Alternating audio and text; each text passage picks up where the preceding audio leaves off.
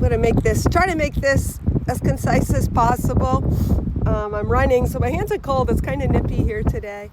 But I just wanted to share a message with all of you that have been really anchored into your faith and into your belief, and keep holding strong in that against all odds.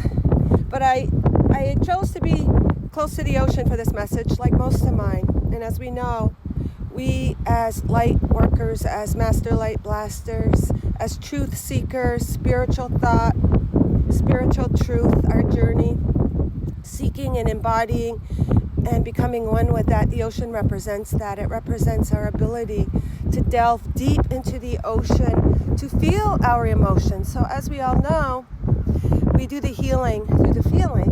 But many of us on our journey have come to, let me take my Invisalign out. Many of us have come on our journey and feel like, what about me? What about me? We have given so open-heartedly. We've been so faithful. Our faith and our belief have not faltered. Yet many of us feel that we are not actually living in the physical, that deliverance. Well, I'm here to say, you are here to embody, to experience on the physical the glory of God, and to experience your deliverance into freedom. That is why you have come. The journey has been arduous. It has not been easy. You've given and given and given. Your intent has not always been received for the truth that you wanted it to. Hence, still anchoring strong. And the song that came to mind this morning when I got up was, I'm going to harden my heart and swallow my tears. Well, that's what many of us have done. We've hardened our heart and swallowed our tears unknowingly, or not deliberately. And yes, we can maintain both. We can have a hardened heart and swallow our tears, yet maintaining this frequency of a master, of belief, of faith, of holding that light. But a lot of us feel like, oh, it's just at arm's length. Why am I not experiencing that joy on a consistent basis? Why is not heaven sustainable every second?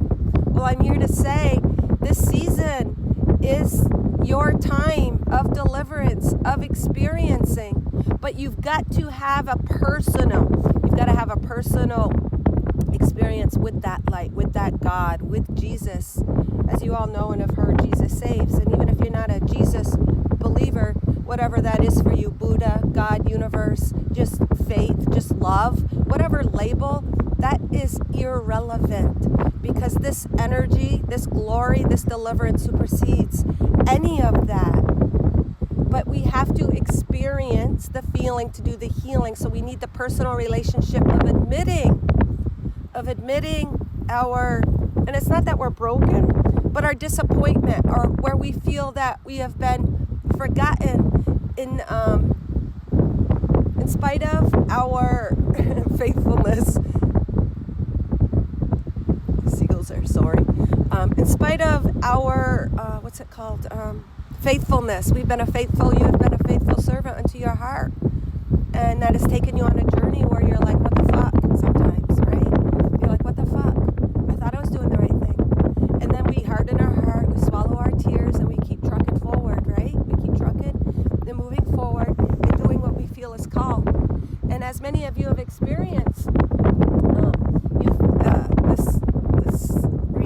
this eclipse or whatever, it's just, it's representative of a collective consciousness, but we have disengaged, separated from maybe what you normally do, just to go within. And you really got to go within in order to experience that sadness or pain or whatever that stuff is within you, to realize that you aren't forgotten, you are chosen. It's funny too, yesterday I went to a service and the minister was talking about, you don't come to Jesus, Jesus chose you, right?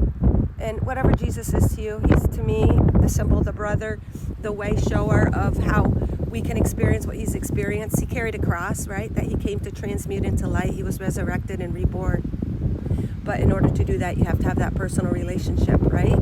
But whatever that relationship is for you, or whatever label, like I said, it doesn't matter. But anyways, they said that you were chosen. You were chosen. And a lot lot of us on our journey forget that. We think we forget that we are really, really loved. And so we produce and create these experiences that contradict that. Because after all, our frequency creates our reality, right? We're co-creators with God. We're not separate from God. We're not separate from Jesus. We're not separate from the universe. It is all one. So when we have those emotions within us, we tend to co-create these circumstances until we finally just open up and allow that flow of the ocean to come through us, the tears, the pain, whatever, the feeling of being forgotten, the feeling like you see all these people that seem non-spiritual, but they're successful and happy and achieving and receiving everything they want on the physical, and we know it's not about that, but we're sometimes like, what about me? And then we harden our heart and swallow our tears and we keep trucking and moving forward, right? And a lot of us, because of that, have disengaged right now or taken that pause, going into that hermit mode to experience that connection and to have that moment to reveal to ourselves and to have that communication and connection. And it is time now for your deliverance. As I was running here to the beach, I saw this little pussy willow, right? Pussy willow. So I looked up the meaning because I knew they had a spiritual meaning. And the meaning is protection, fertility, resurrection, rebirth, right?